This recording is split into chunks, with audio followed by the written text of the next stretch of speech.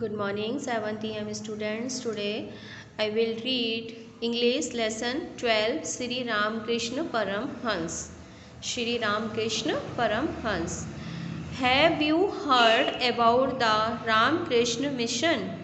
This mission has its branches in many cities and towns in India as well as in a number of foreign countries such as Britain and the United States of America. It also runs many schools and colleges in India. The mission does a lot of work to help the poor and to educate the young. Mission is named after the great Indian saint of our times, Sri Ramakrishna Paramhans. Sri Ramakrishna said that all men ought to live like brothers and no one should quarrel in the name of religion. Although he was a Hindu saint, he taught that all religions lead you to the same goal. This is how he explained this idea. Although people may bath in the same river and drink the same water, they call water by different names. Some of them call it jal and some pani and some other water. Only foolish people think that jal, pani and water are different things. In the same way, only foolish people will quarrel in the name of religion and forget that they worship the same God under different names. Sri Ramakrishna did not get his ideas from books. He did not go to any college or university. In fact, he was not even at school for a long time. He was born in 1836 and very early in his life he became a temple priest. He found great happiness in being a priest and spent all his time in the service of Kali, the Divine Mother, whom he worshipped in the temple at Dachineshwar. He lived a deeply religious life and spent days and nights in prayer. He led a very hard life and often went without food and water. This upset his health badly, but he did not mind it. He continued to devote all time to his religious duties. It is said that once he was in a samadhi for a period of 6 months, and this samadhi he had a vision of the Divine Mother. The vision brought him a new understanding of his religion. Unlike most holy men, Sri Ramakrishna was not satisfied with knowing the truth of his own religion. He desired to have the same understanding of other religions, and for this he felt that he ought to live the disciplined life led in every one of them.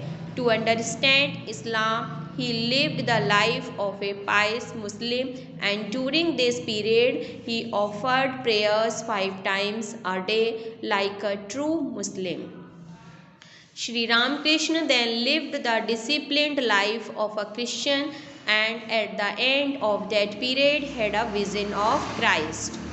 He next studied the teachings of Buddha and Mahavir. He also studied everything that a Sikh ought to know about his religion.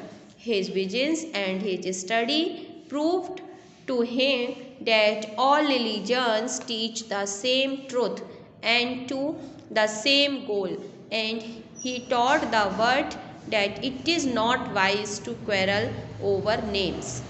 Sri Ramakrishna also taught the world that everyone should live a pure life without caring for wealth, power or fame. He talked about a lotus is an example of such a life.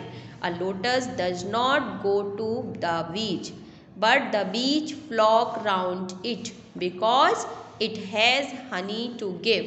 In the same way, if we lead a pure life and have something to give to the world, people will flock round us. Sri Ramakrishna himself lived such a life, and so he attracted a large number of disciples.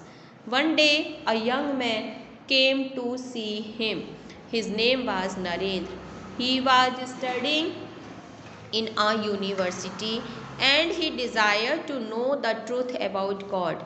His university did not help him in this. So he asked all the saints and holy men he met, "Do you believe in God and have you seen him?" But every one of them said, "I believe in God, but I have not seen him." This did not satisfy Naren. So he went to Sri Ramakrishna and asked, "Do you believe in God, sir?" "Yes." "But how do you know that God exists? Have you seen him?" "I see God just as I see you." This was the answer Narendra had been looking for. At last he said to himself, "Here is a man who has seen God." And as he stood there, Shri Ramakrishna touched him and he began to feel as if the whole world was spinning round him. Soon after, he became a disciple of Sri Ramakrishna. The young Narendra later became the famous Swami Vivekananda, who carried Sri Ramakrishna message to all parts of the world. Sri Ramakrishna never touched money. Swami Vivekananda once wanted to know what would happen if Shri Ramakrishna touched money.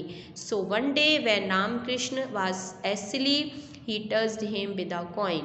Suddenly Sri Ramakrishna hand bent and his body appeared to be in great pain. Sri Ramakrishna was known for his great love of truth and his dislike for the pleasure of the world. He looked upon every woman as the divine mother. Sri Ramakrishna was not satisfied with just giving up the pleasure of the world. He taught that everyone ought to work to make others happy, and so he spent most of his time serving the poor and helping those who were in difficulties. Till the very end of his life, people flocked round him, seeking advice, wisdom, or peace of mind. Every day, Sri Ramakrishna used to spend about 20 hours with visitors. This upset his health. Therefore, Swami Vivekananda and the other disciples felt that they ought not to allow so many visitors to see him. They said, "Master, you must not tire yourself like this and neglect your body." But Sri Ramakrishna did not agree. He replied, "I will give up 20,000 such bodies to help one man. There is great joy in service." Sri Ramakrishna died in 86, but his service did not end with his death. He continues to serve mankind through his followers, and his message brings peace and wisdom to countless men all over the world. तो ये इस chapter की reading है. आप इस video को देखकर इस चैप्टर को रीड करना सीखेंगे. Okay, thank you.